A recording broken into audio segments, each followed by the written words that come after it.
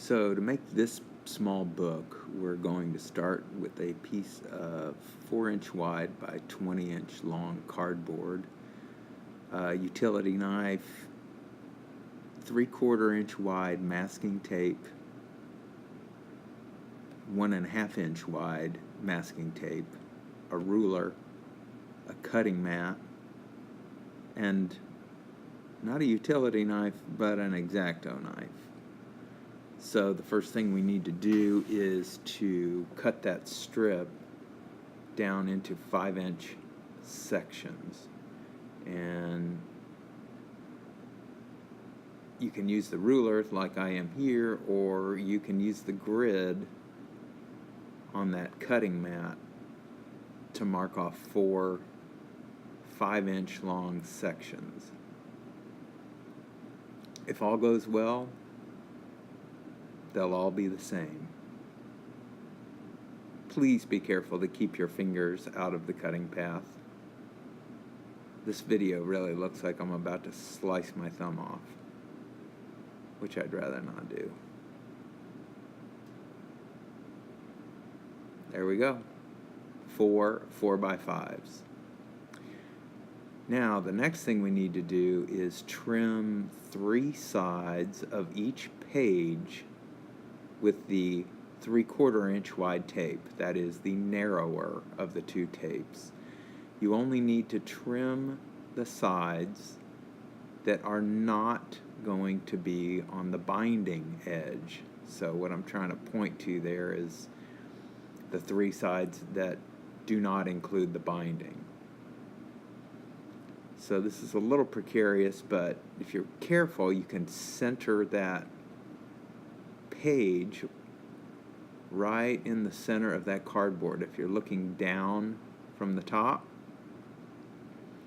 you can put it right in the center. Now, this is the part that gets a little tricky, but if you can get some help or just take your time, you'll be able to get it. And then if you just relieve those corners, just make small, slight cuts, then it becomes really easy to fold it over nice and clean without wrinkles, and you get a nice trimmed edge.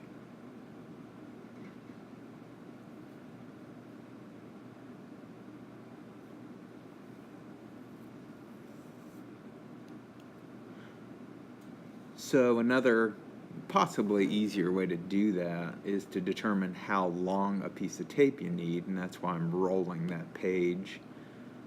And I determined it was the length that I am about to cut here. That way you don't have the loop or the roll of tape to try to manage while you're doing this. And again, just center it up as best you can and then kind of roll it. Make those small slices in the corners.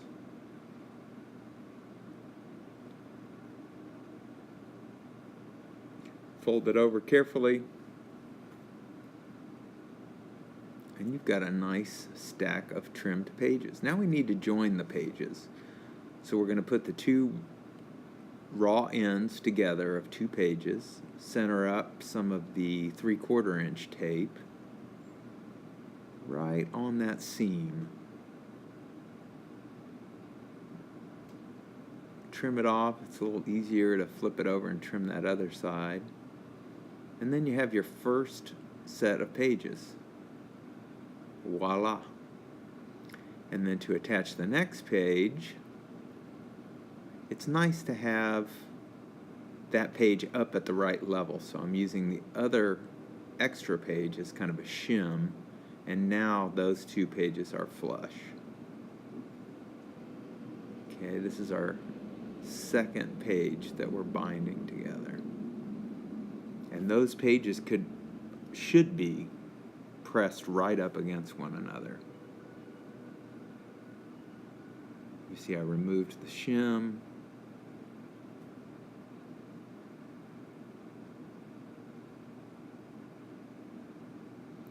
And then finally that third page, or fourth page,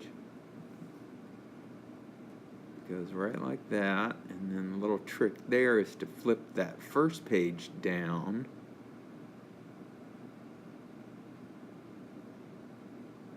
and then again the two remaining pages are flush at the same level, which makes the taping of that page much easier.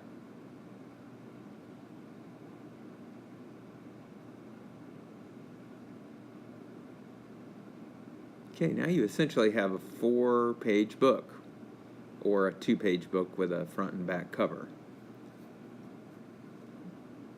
Now what we need to do is put another piece on the outside edge that binds the whole thing together. And you can see I'm showing that that outside binding cannot stick to the back edge of the pages.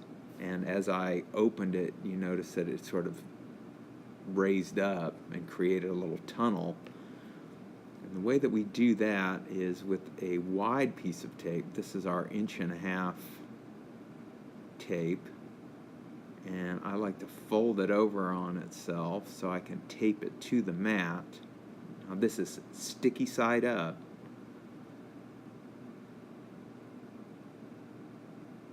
And then I'm going to take a piece of the 3/4 inch wide tape, that is the more narrow stuff, and I'm going to put it sticky side to sticky side on that wide tape. I'm going to try to get it right in the center. And in so doing, that part of the tape will, of course, not stick to the outside edge of your book. This piece is a little tricky, but take your time and you can get it. Wow, look at my freckled head.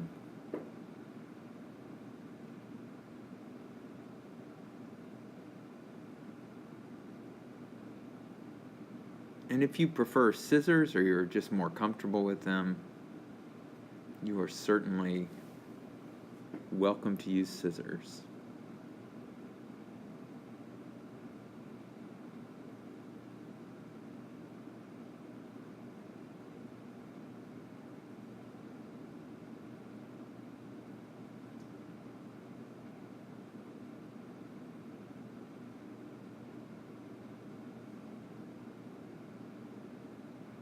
And voila, we have a 4-page book with an outside binding or spine cover that is flexible and doesn't interfere with or bind when we open the pages. Pretty simple technique that can be translated into an awful lot of different sort of books. Here are a couple that have been made in the past. This one just has one of the pages cut out, and I replaced the missing part with a few paper pages. This is another one that just has some of the top layer of paper removed to reveal the corrugated layer in the middle of the cardboard. And then I just went back and sort of dry brushed some pink and white paint on it.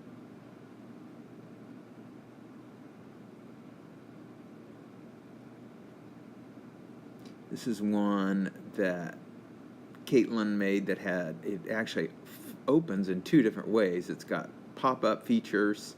This guy's nose kind of opens, and then it actually opens horizontal for the first page, but then vertical for the second page. And you can see this is a picture of some like plumbing fixtures outside a building that she cut out and made pop up. And then the last page opens in the opposite way. So even the binding itself can be done both vertically and horizontally. Here's another one with just some cut out pieces, and what you guys are going to be doing is adding something to each one of those pages. Not necessarily both sides of each page, unless you'd like to, but something on each one of the pages. Here's another variation that I made. This one has a lot of little hanging elements and mixed media stuff. These pages are actually folded paper. And this one actually kind of tells a story in pictures. All the people hanging on the clotheslines are meant to represent people. The 4 figures on the front represent my 4 kids.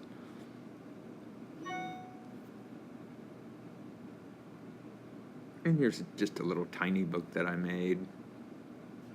Again, using similar techniques. This one has paper pages, but it's made in a very similar way. And then here's another slightly larger version. Made a little box to contain it. And this one has some little tiny pictures of my kids when they were really young. Now this is paper pages that have been sewn with needle and thread to hold the actual pages together. And that ought to get you started.